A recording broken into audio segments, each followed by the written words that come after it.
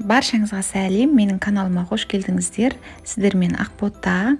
Каналыма жазылып, лайк басуды ұмытпаңыздар. Видео ұнаса міндетті түрде комментария қалдырыңыздар. Осы рецепті бойынша дайындап көріңіздер. Сіздерде керемет Наполеон торты шығатын болады. Барлық ингредиенттерді описание бөліміне жазып қойдым, астыңғы жағында. Сол жерден барлығының грамын көре алатын боласыздар.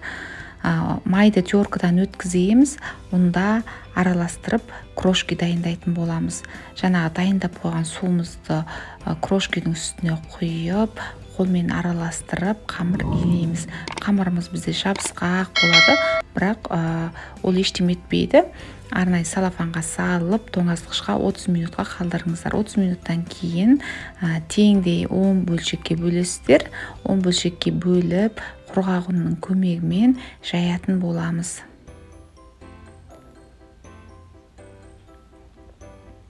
Жайылған қамырдың үстіне 22 диаметрлік осындай форманы қойдым, қатты бастым.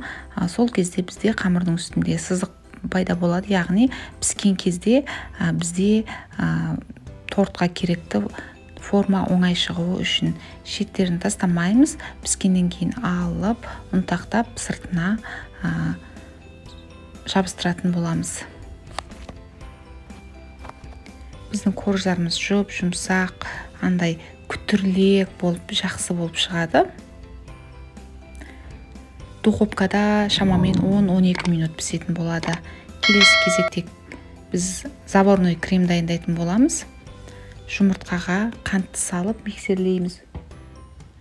Үстіне кукурузный крахмал саламыз, тағы да араластырамыз. Миксер болуы маңызды емес, қолдың венчигімен араластырып жасауға болады.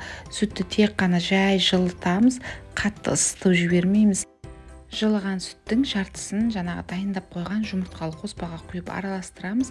Кейіннен қоспаны ысып тұрған сүттің үстіне қойып, үздіксіз араластырып тұрып, кремді қайнатамыз. Міндетті түрде жанында тұрып араластырыңыздар, себебі асты жабысып қалуы мүмкін. Бізде қою крем шығады. Үстіне бөлме температурасында тұрған жұмсақ сары майды салып араластырамыз. Біздің креміміз дайын. Кремді шамалы салқындатамыз, және де жаңағы пісіріп қойған корждардың ортасына жағып шығамыз. Қалауыңызша 3 немесе 4 қасықтан әр коржға салып тегістеп жағамыз. Осылайша тортымызды толықтай жинаймыз. Тоңазытқышта 30-40 минут салқындатып аламыз. Кейіннен жаңағы дайындап қойған крошкиларды үстіне теуіп шығатын боламыз. Біздің Наполеон тортымыз дайын. Осы рецептіні мен өзім сатуға жасаймын. Міндетті түрде жасап көріңіздер. Өте дәмді болып шығады.